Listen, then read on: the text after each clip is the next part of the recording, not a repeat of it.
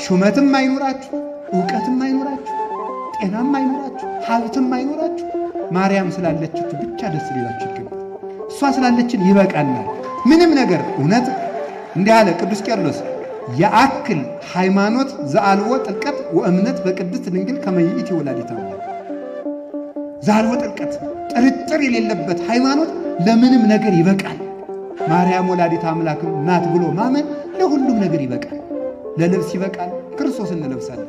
ለምግብ ይበቃል፣ የሕይወት እንጀራ ልጇን እንበላለን። ለሁሉን ይበቃል።